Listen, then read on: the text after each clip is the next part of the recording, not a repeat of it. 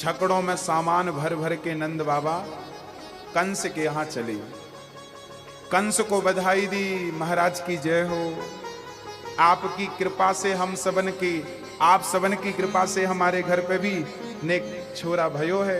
अब कंस ने तो हृदय से लगाया नंद बाबा को और बधाई दी, आपको बधाई हो। जब कंस का कर चुकाकर नंद बाबा जी बाहर निकले ना, तो आपको रास्ते में श्री वसुदेव जी प्राप्त हो गए, क्योंकि कंस ने देवकी और वसुदेव को जेल से छोड़ दिया था। उस समय जब योग माया ने दर्शन दिया, तब कंस को लगा जो होना था हो गया, अब बहन जी और जीजा जी को इतनी तकलीफ देने से कोई फायदा नहीं। तब क्या हुआ, तो रास्ते में श्री नंद बाबा को वसुदेव जी मिल गए। वसुदेव जी ने देखा आप यहां, वो सब जानते थे, वो जानते थे कि मेरा बेटा तो इनके पास है और ये यहां रहेंगे तो वो असुरक्षित हो जाएगा। तो वसुदेव जी ने कहा ये क्या कर रहे हो बाबा? अच्छा, नंद बाबा और वसुदेव जी सगे दोस्त, मतलब भाई से भी ज्यादा प्रेम था, ये पक्के दोस्त मित्र थे। नंद बाबा तो रोने लगे वसुदेव जी को देखकर। वसुदेव जी बोले क्या हुआ? बोले पापी कंस ने आपके बच्चों को जन्म लेते ही मार डाला, हमें तो बड़ा कष्ट हुआ। तब वसुदेव जी ने कहा कोई बात नहीं, रोइए मत, जो होना था हो गया, पर ये बताइए कि आपका जो बेटा है वो तो कुशल से है ना? बोले हाँ। देखिए मित्र क्या होता है, जो अपने दुख में दुखी ना हो बल्कि मित्र के सुख में सुखी हो जाए। तो वसुदेव जी क्या हुए, वो अपने दुख को लेकर रोने नहीं लगे, बल्कि वसुदेव जी के सुख में वो सुखी हो गए। चल मेरा बेटा तो मरा, पर आपका तो है, वही मेरा बेटा मान लेता हूं। चलो अब एक काम करो, यहां मत रुको, आप जल्दी से जाओ, और बड़े बड़े संकट आ रहे हैं। अभी नंद बाबा हनुमान चालीसा पढ़ के निकले ही थे कि कंस ने पूतना मौसी को पठा दिया, जाओ। चल पड़ी पूतना मौसी। ये पूतना बकासुर की बहन थी और कंस पूतना को बड़े बड़े कामों में भेजता था, क्योंकि बहुत भयंकर थी ना, बहुत बलवान थी। ये बच्चों को खाती थी, बच्चों का खून पीती थी। पूतना लोक बालघनी राक्षसी रुधिरासना जिघांसयाप हरय स्तनम दत्वाप सदगति। पूतना चल पड़ी। और जब पूतना पहुंची श्री गोकुल में, तो उत्सव चालू था, नंदोत्सव मनाया जा रहा था। पूतना ने अपना रूप बदल लिया और सुंदर सी बन करके पूतना प्रवेश कर गई। उस समय श्री कृष्ण मां यशोदा की गोद में लेटे हुए थे। मां पुचकार रही थी, प्यार कर रही थी, और जब पूतना मौसी आई ना, तो बड़ी सुंदर बनकर आई। द्वारपालों ने इसलिए नहीं रोका कि ये कोई अच्छे घर की बहू है, सारे लोगों ने आने दिया।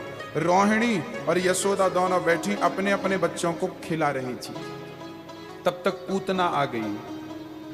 यशोदा ने देखा, बहन आप कौन, आपका परिचय क्या है? अरे मोकू नहीं जाना है, मैं फलाने पंडित जी की पंडितानी हूं और तेरे पास विशेष रूप से आई हूं। बोले क्या करने आई हो? बोले मेरे स्तनों में अमृत है, मैं जिन बच्चों को अपना दूध पिला देती हूँ ना, फिर वो बच्चे कभी मरते नहीं हैं, अमर हो जाते हैं। भगवान ने मुझे वरदान दिया है कि तू जिसको दूध पिलाएगी वो बालक अमर हो जाएगा। अब यशोदा को लगा कि काश मेरे बच्चे को ये दूध पिला के अमर कर दे तो मेरा काम बन जाए। माँ तो चाहती है कि मेरा बेटा अमर हो गंगा यमुना की तरह। बस यशोदा ने तुरंत कन्हैया को पूतना के हवाले करना चाहा, पर श्री कृष्ण ने पूतना को देखते ही अपने दोनों नेत्रों को बंद कर लिया। किसी ने भगवान से कहा, प्रभु क्या आप नाराज हो पूतना से? आपने अपनी आंखें क्यों बंद कर ली पूतना मौसी को देखकर? तब भगवान ने कहा कि मैं नाराज नहीं हूं, ये पूतना मुझे जहर पिलाने आई है और जहर पीने का काम तो भगवान शिव का है। तो मानो शंकर जी को याद कर रहे हैं कि बाबा आओ और मौसी जी का जहर पी जाओ, इसलिए नेत्रों को कर लिया बंद। अथवा भगवान ने आंखें इसलिए मूंद ली क्योंकि भगवान तो तारना चाहते हैं ना। एक भी पुण्य मिल जाएगा पूतना का तो भगवान तार देंगे। तो आंख बंद करके जल्दी से डायरी पलटाने लगे, किसका एक पसंद नहीं करता वो भले मेरे सामने आकर खड़ा हो जाए। खड़ी है सामने पूतना, पर भगवान ने उसे देखना भी पसंद नहीं किया, क्योंकि भगवान सुंदर तन वाले को नहीं, सुंदर मन वाले को देखते। निर्मल मन जन सो मोहि पावा, मोहि कपट छल छिद्र न भावा। निर्मल मन चाहिए। हाँ, जो मन की मैल न धोई, गंगा गया तो क्या हुआ। गंगा में जाकर बंदे तन की तू मैल धोता, गंगा में जाकर बंदे तन की तू मैल धोता। जो मन की मैल न धोई, गंगा गया तो क्या हुआ। तन को धोया पर मन को साफ नहीं किया, तो क्या जरूरी है मेरी माँ? मैया जी, ओ मैया, क्या जरूरी है? तन को धुलना या मन को? शरीर का तो धर्म ही है गोरा होना, काला होना, मोटा होना, पतला होना। भगवान ये छोड़ी देखते हैं कि आप मोटी हो, पतली हो, गोरी हो, काली हो, लंबी हो, कद में छोटी हो, जात में हम बड़े हैं, छोटे हैं, धर्म हमारा कौन सा है, कहां बाधा क्या है। रस खान जी तो जात के मुसलमान थे। हाँ, चरण पादुका अपने हाथ से बनाते हैं और बिहारी जी के पास पहुंच जाते हैं। अभी हम बिहारी जी के मंदिर पे गए, अभी दर्शन किया हमने। इसके पहले कथा वृंदावन में थी 16 मई से। तो जब हम वृंदावन गए ना, तो हम सुबह जल्दी चले गए, तो पट बंद थे, तो हम बाहर ही खड़े हो गए। जब बाहर खड़े हुए ना, तो हमें रसखान का चित्र नजर आ गया। हमें लगने लगा कि इसी प्रांगण में सालों साल पहले रसखान भी हमारी तरह इंतजार कर रहा था। मंदिर तो वही है ना, बिहारी जी तो वही है, और स्थान भी वही है। बिहारी जी के मंदिर को 200 वर्ष हुआ है। बिहारी जी के मंदिर को 200 वर्ष के लगभग हुआ है, और रसखान जी 100 साल पुरानी घटना कह सकते हैं। ये बिहारी जी, श्री हरिदास जी, ये बिहारी जी पहले, बिहारी जी तो बहुत पहले से थे। पहले बिहारी जी का मंदिर निधि वन में हुआ करता था। पहले बिहारी जी पता है कहां थे? निधि वन में। निधि वन में आप कभी गए होंगे तो श्री हरिदास जी महाराज जी का छोटा सा मंदिर है। पहले बिहारी जी वहां रहा करते थे। फिर भक्तों ने बिहारी जी के लिए फिर बड़ा मंदिर बनवाया।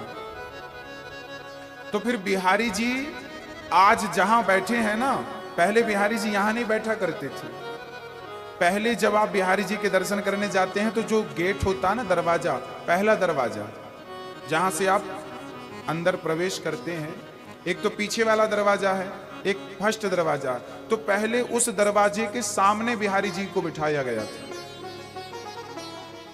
सामने बिठाया गया था। पर दरवाजे के सामने बिठाए ना, तो फिर भगवान डिस्टर्ब होने लगे।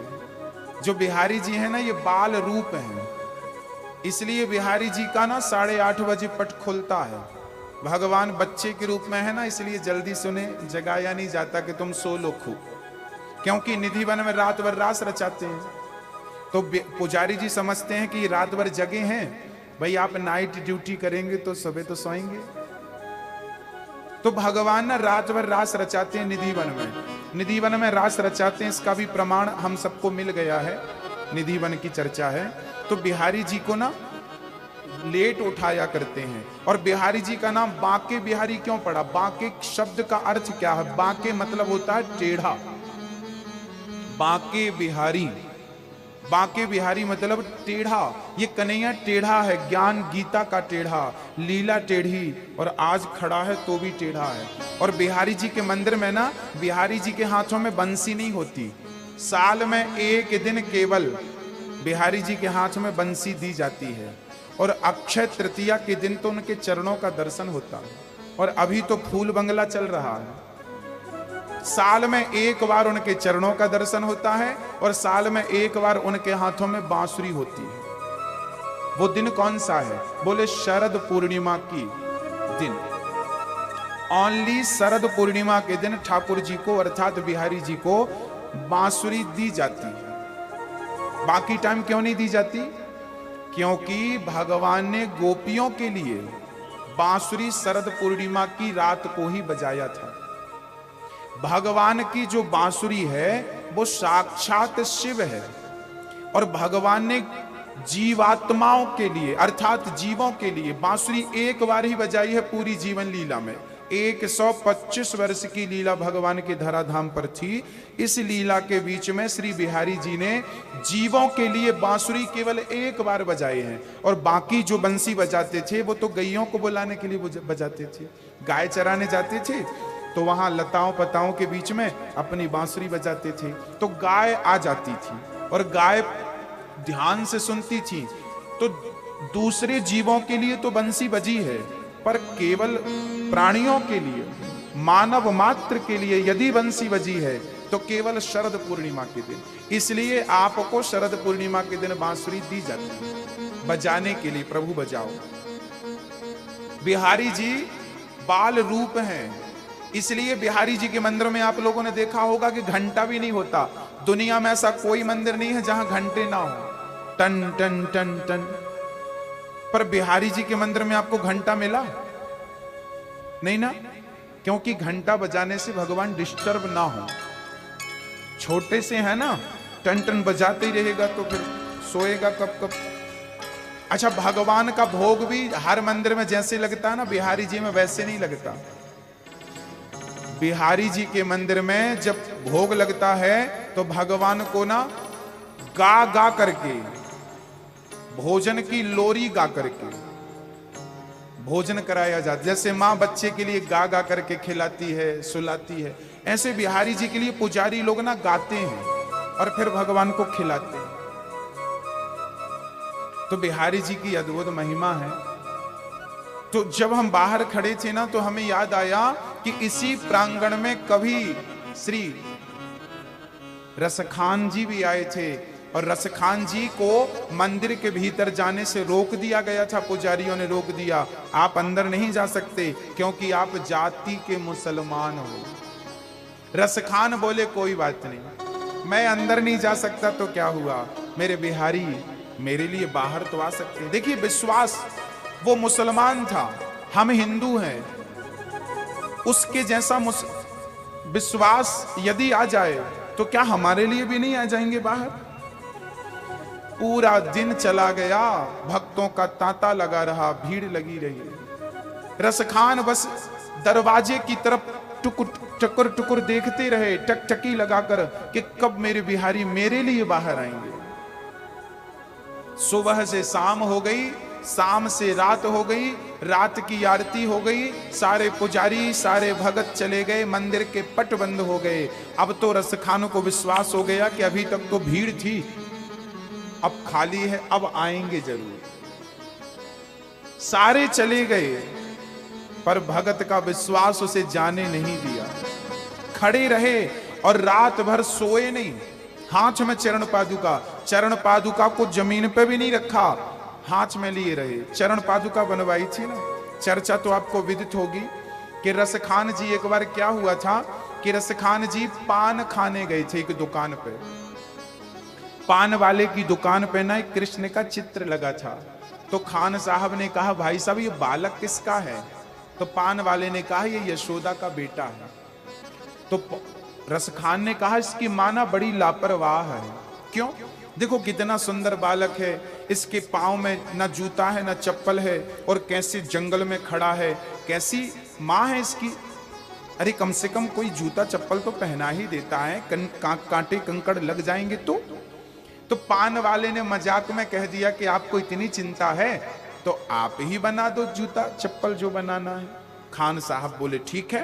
घर गए और अपने हाथों से आपने चरण पादुका बनाई और चरण पादुका लेकर के रसखान पहुंच गए और कहने लगे बताओ कहां मिलेंगे श्याम। बताओ कहाँ मिलेंगे श्याम। चरण पादुका लेकर सबसे, चरण पादुका लेकर सबसे पूछ रहे रस खान। बताओ कहाँ मिलेंगे श्याम, बताओ कहाँ मिलेंगे श्याम, बताओ कहाँ मिलेंगे श्याम, बताओ कहाँ मिलेंगे श्याम। सबसे कह रहे हैं भैया जी बस बताओ, देखो चरण पादुका तैयार हो गई है, बताओ कहाँ मिलेंगे। पान वाले को क्या पता था कि ये आ जाएगा। पान वाले ने कहा मुझे नहीं पता, किसी और से पूछ लो।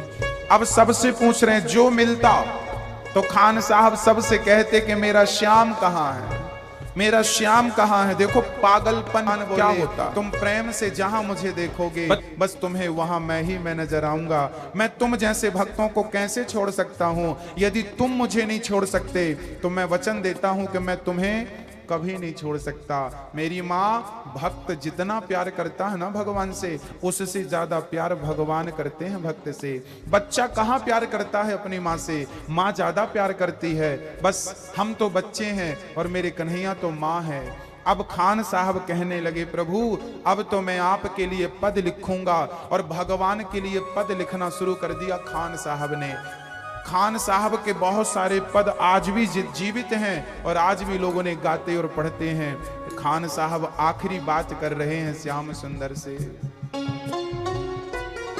श्याम की बातें सुनकर कभी वो हुआ दीवाना, कहा मुझको भी दे दो अपने चरणों में ठिकाना। कहा मुझको भी दे दो अपने चरणों में ठिकाना। तू मालिक है दुनिया का ये मैंने जान लिया है, लिखूंगा पद ही तेरे ये मैंने ठान लिया है। लिखूंगा पद ही तेरे ये मैंने ठान लिया है। श्याम प्रेम रस बरसा करके, श्याम प्रेम रस बरसा करके खान हुए रस खान। बताओ कहाँ मिलेंगे श्याम, बताओ कहाँ मिलेंगे श्याम। भाव के भूखे हैं भगवान, भाव के भूखे हैं भगवान। प्रेम से मिलते हैं भगवान, प्रेम से मिलते हैं भगवान। बताओ कहाँ नहीं है श्याम, बताओ कहाँ नहीं है श्याम, बताओ कहाँ मिलेंगे श्याम, बताओ कहाँ मिलेंगे श्याम। भगत के वश में है भगवान, भगत के वश में है भगवान। भाव के भूखे हैं भगवान। खान साहब को भगवान ने दर्शन देकर के कृतार्थ कर दिया। जब से खान साहब को मिले हैं तब से हमारी भी उम्मीद बढ़ गई है कि हमें भी कभी न कभी दर्शन मिलेंगे जरूर। पूतना मौसी को देखकर भगवान ने नेत्रों को इसलिए बंद कर लिया क्योंकि पूतना को तारना जो था, पूतना भगवान को लेकर दूध पिलाने लगी, आकाश में उड़ गई। क्योंकि भगवान ने पूतना के स्तनों का दूध तो पिया, थोड़ा सा जहर था, जहर भी पिया। अब भगवान को लगा पकड़े ही हैं तो क्यों ना इसे सही जगह पर पहुंचा दें, तार दें। तो भगवान प्राण पीने लगे। पूतना चिल्लाई, बालक छोड़ दो, छोड़ दो। भगवान बोले मौसी जी हम जल्दी से पकड़ते नहीं हैं, और पकड़ते हैं तो फिर कभी छोड़ते नहीं। पूतना को लेकर भगवान को लेकर उड़ी। भगवान ने प्राणों का पान किया। पूतना धम्म से नीचे गिरी। अब यशोदा मैया दौड़ने लगी, हे भगवान, या को सत्यानाश है जाए, मेरे छोरा को लेके भाग गई, मैंने कहा बिगाड़ो, या को अमृत पिबावे आई छोरा को और बताओ लेके भाग गई। अब दौड़ी दौड़ी गई, तब तक पूतना मर चुकी थी। यशोदा मैया गई और लाला को लेकर के आई, गाय की पूंछ से नजर उतारवे लगी और लाला की बलैया लेवे लगी। तब तक नंद बाबा जी आए तो पूतना का एक हाथ यमुना के उस पार गिरा। बड़ी विशाल थी ना पूतना, पूतना के हाथ कोई पुल समझकर छकड़े वकड़े पार हुए। बाद में पता चला ये मौसी जी सो रही हैं, पता चला सो नहीं रही हैं, गई। तब नंद बाबा ने पूतना के शरीर को काट काट करके चिताओं पे रखा और आग लगाई। स्वयं नंद बाबा ने पूतना का अंतिम संस्कार किया। ये पूतना कौन थी इसका भी मैं आपको समझाऊं।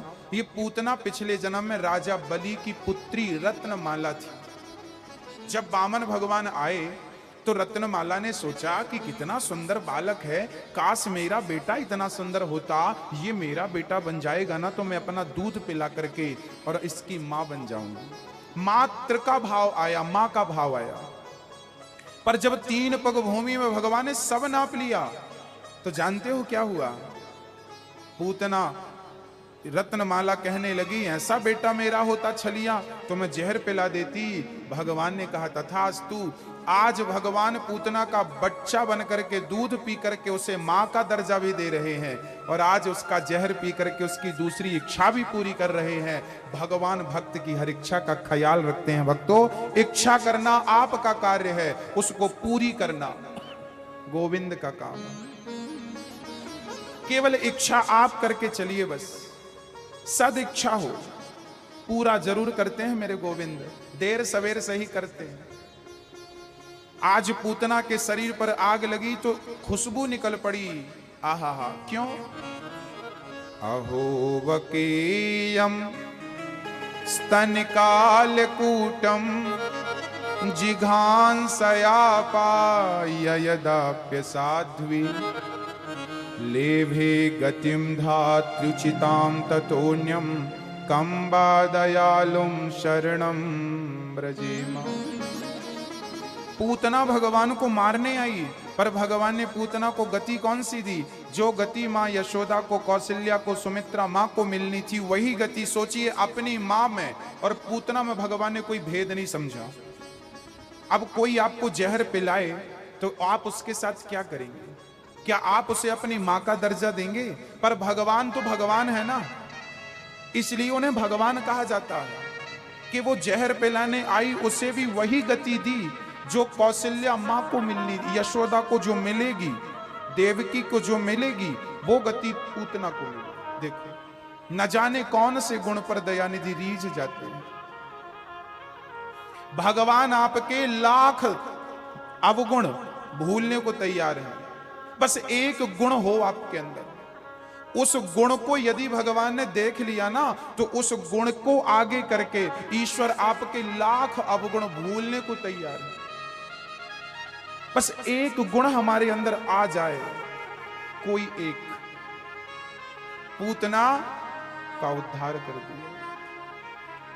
सुखदेव जी ने जब सुना, जंगल में तपस्या कर रहे थे सुखदेव जी, जब सुखदेव जी ने सुना कि भगवान का स्वभाव ऐसा है कि वो मारने वाली को तार दिया, तब सुखदेव जी जंगल की समाधि छोड़कर आए थे और भागवत को पढ़ा था। भगवान के इस स्वभाव के पागल थे श्री सुखदेव जी। ऐसे भगवान को छोड़कर हम किस पर भरोसा करें? जो भगवान हमारे लाख अवगुण सन्मुख हो ही जीव मोहि जबहि जन्म कोटि अघ नासहि तवहि। भगवान कहते हैं तुम करोड़ों जन्म के पापी हो, पर एक बार मेरी शरण में आ जाओगे। सर्वधर्मान परित्यज्य माम एकम शरणम व्रजा अहम त्वा सर्व पापेभ्यो मोक्षयिष्यामि मा शुचा। एक बार तुम मेरे हो जाओ, मैं सारे अपराधों को भूल कर तुम्हें गले से लगा दूंगा। एक बार तुम कह दो कि कृष्ण मेरा, एक बार कहने की जरूरत, समर्पण करने की जरूरत, सब तेरा। पूतना का उद्धार किया भगवान ने। एक दिन भगवान श्री कृष्ण ना करवट बदलते, करवट बदले तो मां यशोदा ने एक उत्सव रखा। सारे ब्राह्मणों को, सारी कन्याओं को, सारे नगरवासियों को न्योता दिया। सुनो, छोरा ने करवट बदल रखी है, आज से करवट बदलना स्टार्ट कर दिया। अच्छा, बच्चे ना कुछ भी करते हैं तो माँ बड़ी खुश होती है, मेरे बच्चे ने अब करवट बदल, मेरा बच्चा पलटने लगा। हाँ, फिर वो सबको बताएगी, सुनो तुम्हारा नहीं पलट रहा, हमारा तो बच्चा पलटने लगा, हाँ हमारा तो चलने भी लगा। बड़ी खुश होती है। यशोदा भी बिल्कुल वैसी ही थी। यशोदा भी ना आपकी तरह थी बिल्कुल। जैसे आप माताएं हो ना, आप अपने बच्चों के लिए कैसी लालायित रहती हो, ऐसे यशोदा भी थी, बिल्कुल आपकी तरह थी वो, दिखने में भी और स्वभाव में भी आप लोगों की तरह। यशोदा माँ सबको निमंत्रण देकर आई और बगीचे में छाया थी, वहां पर भोजन बनवाया सबके लिए और सबको यशोदा भोजन परस रही थी। और श्याम सुंदर को छकड़े के नीचे, कन्हैया सो गए थे तो पालने पे छकड़े के नीचे छाया थी, छकड़े के नीचे सुला दिया। अब यशोदा तो लगी है कीर्तन भजन में और भोजन परोसने में। यहां कन्हैया की आंख खुलती है तो कन्हैया पहले तो देखते हैं माँ कहाँ है, देखा दूर है तो रो रो करके पहले तो बुलाया, पर जब माँ आई नहीं तो भगवान बोले अब ये तो आने को रही नहीं। छकड़ी पर सकटासुर नाम का एक दैत्य आकर बैठ गया था चुपचाप। कंस ने भेजा था शकटासुर को, जाओ तुम कृष्ण को मार करके आओ। छकड़ी पे आकर बैठा था। भगवान ने देखा, अच्छा मामा जी आए हैं हमें मारने के लिए। तो भगवान ने देखा कि कोई तो सुन नहीं रहा। अच्छा, वहां छोटे छोटे बच्चे खेल रहे थे तो भगवान रोते रोते चुप हो गए। और शकटासुर जब भगवान को मारने बढ़ा तो भगवान ने अपना एक पांव ऊपर किया और अंगूठा से भगवान ने छकड़े को स्पर्श कर दिया। तो छकड़े का स्पर्श करते ही छकड़ा ऊपर गया और गोल गोल घूमता धम्म से नीचे गिरा और शकटासुर जाके कंस के द्वार पे धम्म से गिरा। दुष्ट का उद्धार हुआ। अब जैसी छकड़ा ऊपर से गिरा तो मैया दौड़ी दौड़ी आई, का है गो, का है गो। छोटे छोटे बच्चे खेल रहे थे, मैया कछु ना है गो, तेरे छोरा ने एक लात जमा दी। तो छकड़ा ऊपर गयो, धम्म से नीचे गिरो। मैया बोली राम राम, मेरे छोरा में इतनो ताकत कहां से आवे गो कि इतने से छोरा ने इतने बड़े छकड़े को हवा में उछाल दियो। अच्छा, मैया ना भगवान की भगवत्ता को समझती नहीं, इतनी भोली है कि भगवान समझाना चाहें तो भी मैया समझने को तैयार है। अच्छा, यशोदा ने कृष्ण को भगवान के रूप में एक्सेप्ट नहीं किया, पुत्र के रूप में स्वीकार किया। ये एक बहुत अच्छी और इशारा करती है ये बात इस ओर आपको ले जा रही है कि भगवान से आप ना भगवान और भक्त का रिश्ता खत्म करके कोई संबंध स्थापित कर लो। क्योंकि भक्त और भगवान का रिश्ता ना ये ठीक नहीं है, क्योंकि ये रिश्ता कभी ना कभी टूट सकता है। पर मां बेटे का रिश्ता टूट सकता है, पति पत्नी का रिश्ता नहीं। तो भक्त और भगवान का क्या रिश्ता है मुझे तो कुछ समझ में नहीं आता। लेकिन यशोदा कहती हैं कि आप इसे बेटा बना लो, गोपियां कहती हैं कि आप इसे पति बना लो, और ब्रजवासी कहते हैं कि आप इसे भगवान मत कहो, आप इसे सखा कहो। क्योंकि आप कभी भगवान के कान पकड़ सकते हो क्या? बताओ, भगवान को क्या गाल में एक थप्पड़ मार सकते हो क्या? लेकिन मेरी मां, भक्त और भगवान का रिश्ता होगा ना तो आपको आजादी नहीं मिलेगी, लेकिन आप कोई और संबंध रख लेंगे भगवान से, सखा का, मित्र का, तो आपको आजादी मिल जाएगी। कौन सी आजादी? जो आजादी यशोदा को थी। कौन सी आजादी थी? कन्हैया के कान पकड़ के उखल से बांध दिया। बताइए, क्या ब्रह्मा में इतनी ताकत है कि वो भगवान को बांध सके? आज यशोदा ने बांध दिया। अच्छा, एक बात और बता दो मेरी मां, यदि आप हमको अपना गुरु मानोगी ना या मानोगे तो आप हमसे ना शिष्य की तरह बात करोगे, पर आप हमें अपना भाई मान लोगे, अपना बेटा मान लोगे, तो फिर आप हमसे अपने बेटे की तरह बात करने लगोगे, अपने भाई की तरह बात करने लगोगे। फिर और क्या होगा? गुरु शिष्य की इतनी नजदीकियां नहीं होती जितनी माँ और बेटे की नजदीकियां होती हैं, जितने भाई और बहन की नजदीकियां होती हैं। क्या सही कह रहा हूं मैं? तो भक्त और भगवान में इतनी नजदीकियां नहीं हो सकती जितना भगवान से रिश्ता बनाने के बाद आप उनके नजदीक जा सकते। इसलिए भगवान से एक रिश्ता होना चाहिए। कौन सा रिश्ता हो वो भी शास्त्र कहते हैं, मैं नहीं कहता। त्वमेव माता च पिता त्वमेव बंधु। भगवान को भगवान मानो ही मत। यशोदा ने माना ही नहीं। उन्होंने बेटा माना, गोपियों ने पति माना, ग्वाल वालों ने क्या माना? सखा, मित्र, ये मेरा दोस्त है। आहा, त्वमेव माता च पिता त्वमेव बंधुश्च सखा त्वमेव। देखिए सखा, त्वमेव विद्या द्रविणम त्वमेव सर्वम कृष्णम वंदे जगत गुरु। सब कुछ है वो, बस आपके मानने की देर। अच्छा, द्रौपदी ने क्या कृष्ण को भगवान कहा? बताओ क्या कहा? जितने भक्त आप जानते हैं, मैं सारा नाम बता सकता हूं, एक ने भी भगवान को भगवान नहीं माना। द्रौपदी ने क्या माना? भाई। अर्जुन ने क्या कहा? शिष्यस्ते हम, प्रभु मैं आपका शिष्य हूं, कृष्णम वंदे जगत गुरु वाली बात सिद्ध हो गई। अर्जुन को कृष्ण ने गीता का ज्ञान तब दिया जब अर्जुन ने कहा कि मैं आपका शिष्य हूं। शिष्यस्ते हम कहा। तो देखो ना, भगवान और भक्त होता क्या है?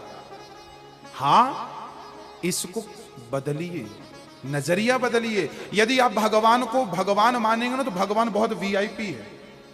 भगवान तो ब्रह्म है, उसके लिए तो ब्रह्मा भी लाइन लगाए खड़े हैं। हमारी और आपकी तो गिनती कहीं नहीं है, लेकिन रिश्ता होगा, उस रिश्ते को पूरा करने वो आएगा।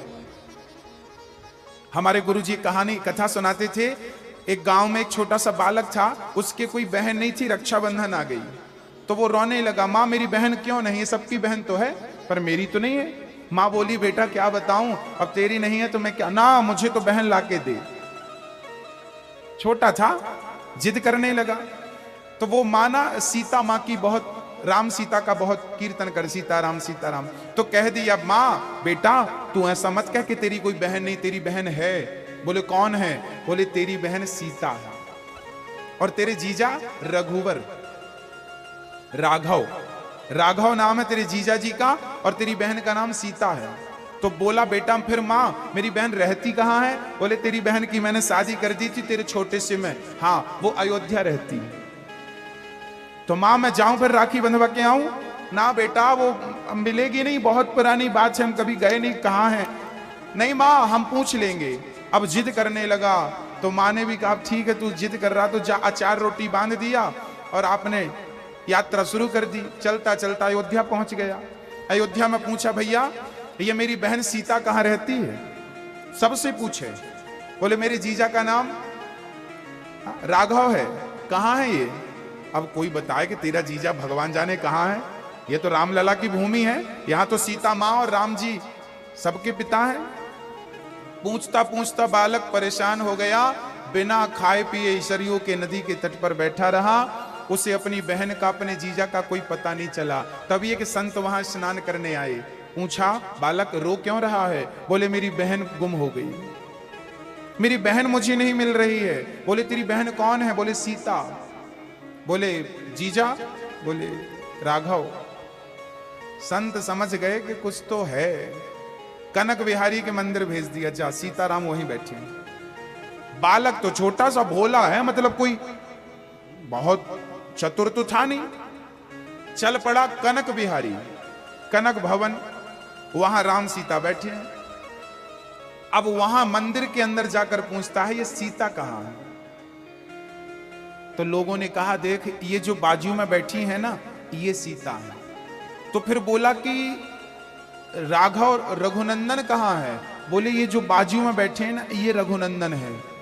अब उसने मन में सोचा कि मेरी बहन तो मेरी तरह होनी चाहिए, ये पत्थर की कैसे बन गई? हाँ, मेरी जीजा, मेरी बहन तो हम सबकी तरह खाना पीना, उठना बैठना, सोना, ये कैसे हो गए? उसको लगा कि शायद ये मेरी बात समझ नहीं पा रहे हैं और मेरे जीजा कोई और है और ये गलत पता बता रहे हैं। तो वो मंदिर से निकलकर चला गया और बस सीता राम, सीता सीता, सीता बहन कर करके रोने लगा। अब तो वो सोचने लगा कि बहन यदि आज नहीं आई तो मैं सरयू में कूद के मर जाऊंगा। और वो शाम हुई, सरयू में जाने लगा। तभी सोने की थाल पर वस्त्र लेकर, हीरा मोती लेकर के, लंबा सा घूंघट डाल करके और सज धज करके आज सीता मैया पहुंच गई। सीता मैया जाते हुए छोटे से भाई का हाथ पकड़ लिया। कहां जा रहा है तू? आप कौन? अरे मैं तेरी बहन सीता। लिपट गया सीता से। बहन, कोई इतनी देर लगाता है अपने भाई से मिलने के लिए? कब से खड़ा हूं, अब तो मैं मरने जा रहा था। अच्छा, आपको बताया किसने कि मैं मरने जा रहा हूं? मुझे सब पता चल गया। हाँ, बैठ यहां। बच्चा बोला, ये बताओ हमारे जीजा जी कहां हैं? बोले जीजा जी तो नहीं आए। नहीं नहीं, हम उनसे भी मिलना चाहेंगे, उनको बुलाओ। तब सीता जी ने आवाहन किया तो राम जी आए। आज राम सीता खड़े हैं और सीता ने अपने हाथ से राखी बांधी। देखिए, जरूरी नहीं है कि हम बहुत बड़े ज्ञानी बने। हाँ, जरूरी नहीं है कि हम बहुत बड़ी तपस्या करें। आपकी सहजता और आपकी सरलता ही ईश्वर तक आपको ले जाएगी। आप कितने सरल हैं अंदर से कितने भोले हैं, बस यही आपको ईश्वर तक पहुंचाने का मार्ग है। खड़ी थी सीता मां, हाथ बढ़ाया, राखी बांध दी और दर्शन किया और भाई को सोने का हार पहनाया और बालक वापस आया। मां से पूछा, मां मेरी बहन तो बहुत अमीर है, देख मेरे लिए ये दिया।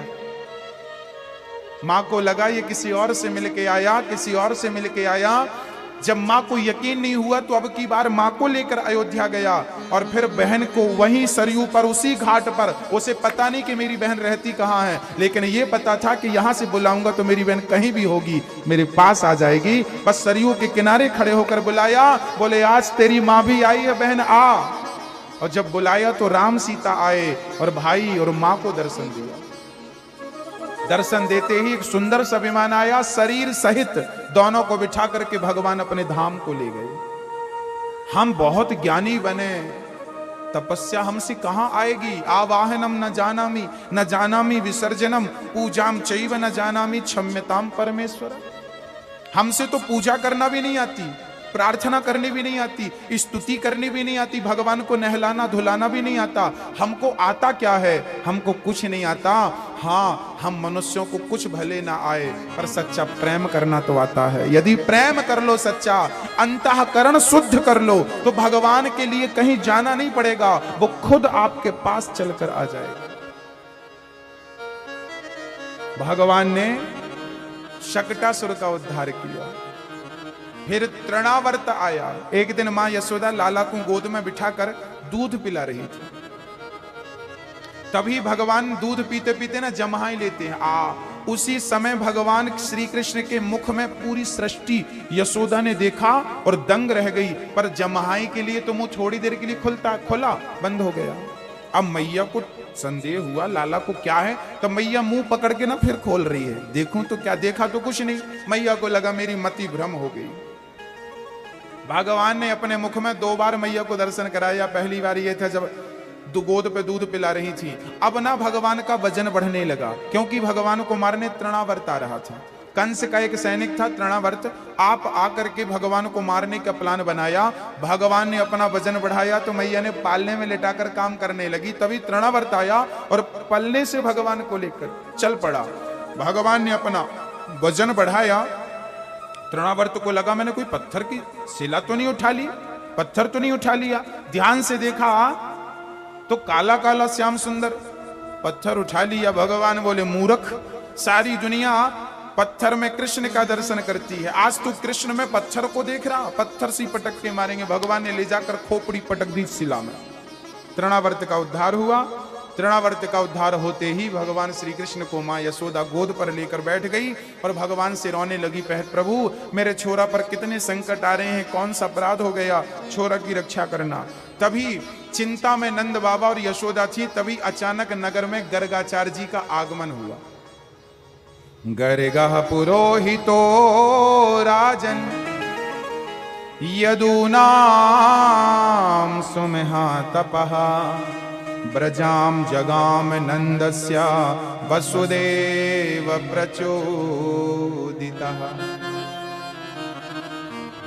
गर्गाचार्य जी आए।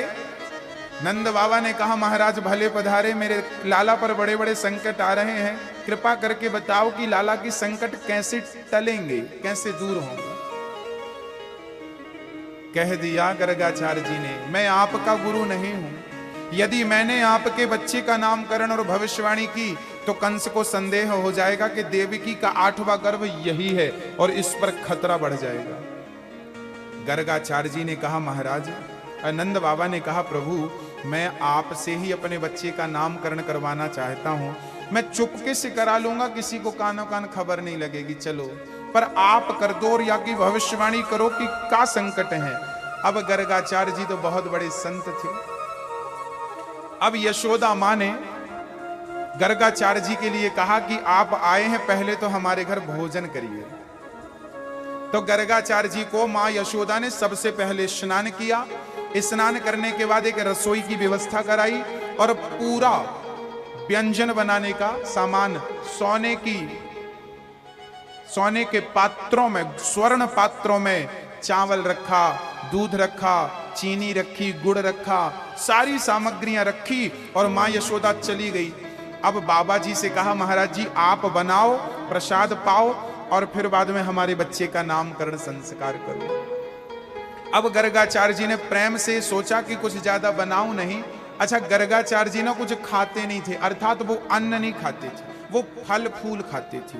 तो गर्गाचार्य जी से कहा, देवी यशोदा देखो, मैं आपके घर कुछ खा नहीं सकता क्योंकि मैं व्रत रखता हूं ना। यशोदा बोली, महात्मा जी आप घर पे कर लेना व्रत, हमारे घर आए हैं तो हमारे हाथ का कुछ खा लो, हमारे घर का अन्न आपके मुंह पे जाएगा तो हम शुद्ध हो जाएंगे। आप बनाकर कच्ची रसोई दे दी। अब गर्गाचार्य जी ने यशोदा का भाव जाना और खा लिया। कैसे खाया? पहले तो बनाया, खीर बनाई और जब खीर बन गई तो सोने के पात्र में डाला, तुलसी पत्ता डाली और गर्गाचार्य जी ध्यान मग्न हो गए और भगवान को पहले भोग लगाया। जब श्याम सुंदर का स्मरण किया, भगवान नारायण का स्मरण किया, आओ प्रभु तुदीयम वस्तु गोविंद तुभ्यमेव समर्पित, प्रसाद ग्रहण करो। तब ना जाने कहां से छोटे से कन्हैया घुटनों के बल चल चल करके आए और बाबा तो आंख बंद करके बैठे थे। अब सामने थाली में खीर रखी थी, भगवान सामने बैठ गए और आरोगने लगे, खाने लगे दोनों हाथ से उठा उठा कर। और जब तक बाबा की समाधि खुली तब तक तो आधी से ज्यादा साफ हो गई। अब गर्गाचार्य जी ने देखा, अच्छा गर्गाचार्य जी ने पहले तो देखा कि ये नारायण है, पर नारायण है ये समझने के बाद भगवान ने उनकी मति को भ्रमित कर दिया। अब उन्हें साधारण बालक नजर आ। देखिए, भगवान को भी वही समझ सकता है जो भगवान स्वयं जिसको दिखाना चाहे। ये गर्गाचार्य जी के साथ घटना घटी। गर्गाचार्य जी पहले तो उन्हें लगा ये नारायण है, भगवान है, पर भगवान ने थोड़ी देर के लिए मति हर ली और उन्हें अब साधारण बच्चा दिखने लगा। चिल्लाने लगे, यशोदा, ओ यशोदा, काहे गो बाबा, तेरे लाला ने पूरी खीर जूठी कर दी। अब तो यशोदा रोने लगी, महाराज क्षमा करियो, लाला भोला है, महाराज गोद में ले लिया। और महाराज यशोदा जल्दी गई, स्नान करके आई, फिर पूरा सामान जुटाई। महाराज एक बार और बना लो, अब मैं कस के पकड़ूंगी। अब यशोदा ने जब निवेदन किया तो गर्गाचार्य जी ने स्वीकार किया। फिर से आपने भोजन बनाया और तुलसी पत्ता डाला, आंख बंद करके गर्गाचार्य जी बैठ गए। अब तो यशोदा ने कृष्ण को पकड़ रखा था और दूर ले गई बगीचे में। अब यहां से कैसे जाएगा? पर ठंडी ठंडी हवा चली ना तो यशोदा की आंख लग गई। तो घुटबन चलते, कभी भगवान छोटे से पांव चलते ठुमक ठुमक के, तो कभी घुटना के बल चलते और वहां गर्गाचार्य जी आंख बंद करते और जब ध्यान लगाते तो भगवान फिर पहुंच गए। फिर भगवान ने खाई, फिर आंख खुली, थोड़ी देर तो लगा कि ये भगवान है, फिर मति हरण कर ली भगवान ने, फिर बालक नजर आया। अब चिल्लाए गर्गाचार्य जी, अरे यशोदा, तेरे लाला ने फिर खीर जूठी कर दी। अब तो यशोदा दौड़ी आई, चरणों में गिर पड़ी, महाराज श्राप मत देना, गलती हो गई, अपराध हो गया, मेरी भी आंख लग गई और ये छोरा आ गया। मैया बोली, च्योरे लाला, तो को और खीर ना मिले घर पे, मक्खन ना मिले, जो बाबा की खीर तू जूठी करवे आए। तो कन्हैया धीरे से बोले, मैया मेरी कछु गलती ना, ये बाबा मोको आंख बंद करके बुलाए तो मैं आऊं। ये बाबा तो मोको बुलाए बार बार, कहे आओ भगवान भोग लगाओ, आओ, और जब मैं आऊं तो मुक्कू डांटे, ऐसा कोई भोग लगाए? अब कन्हैया को पकड़ के चली गई। मैया तीसरी बार फिर स्नान करके भोजन जुटाए। महाराज एक बार। गर्गाचार्य जी बोले नाना मुझे लेट हो रहा है, मुझे शाम की पूजा करनी है और तेरे छोरा को संस्कार भी तो करना है। महाराज संस्कार तो है जावे को, बस एक बार आप भोजन कर लीजिए। अब तो गर्गाचार्य जी तीसरी बार निवेदन कर रही है यशोदा। अब गर्गाचार्य जी बैठे हैं, खीर बनाकर आपने जब खीर का फिर से भोग लगाया तो अब यशोदा चारों द्वारों में सखियों को तैनात करती है कि मेरा छोरा आने न पावे। यशोदा मैन द्वार पर यशोदा बैठी है, तीनों द्वार पर सखियों को बिठाया और जैसे ही बाबा ने समाधि लगाई, आओ प्रभु भोग लगाओ।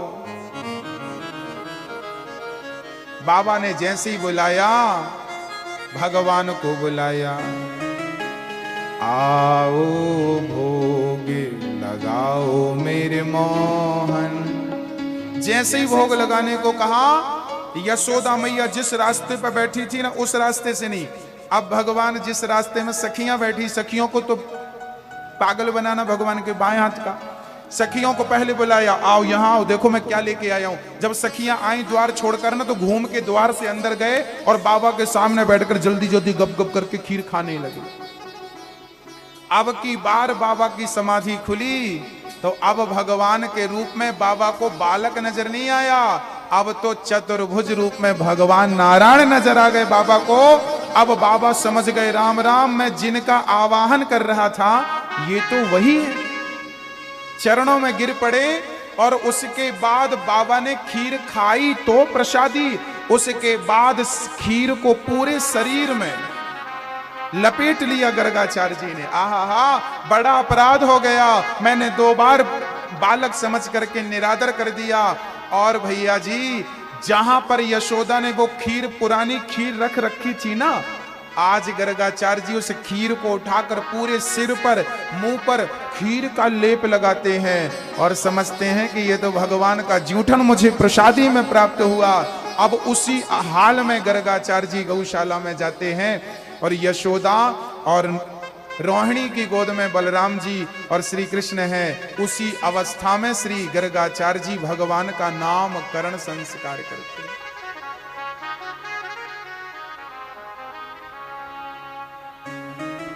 अयम ही रोहिणी पुत्रो रमयन् सुहृदयो गुणै आख्यायास्ते राम इति बलाधिक्यात् बलम विदु।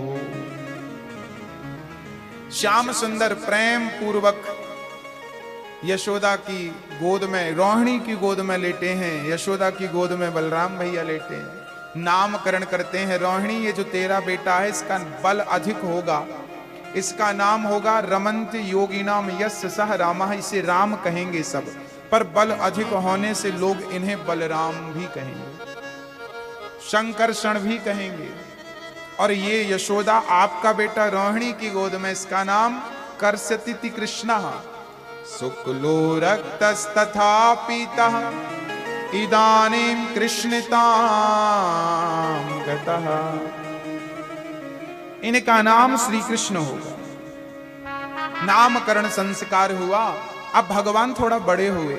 जब भगवान बड़े हुए ना तो भगवान ना मक्खन चुराते हैं, माखन चुराते हैं, मटकी तोड़ते हैं, गोपियों को तंग करते हैं, परेशान करते हैं। और जब गोपियों को परेशान किया तो गोपियां शिकायत करने आ गईं।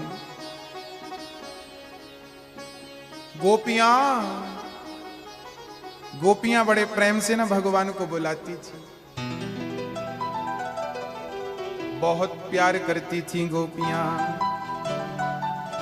और गोपियां माखन चोरी की शिकायत करने जाती थी। ऐसा नहीं है, जिस दिन भगवान चोरी करने के बहाने दर्शन नहीं देते थे उस दिन शिकायत करने के बहाने दर्शन करने जाती थी।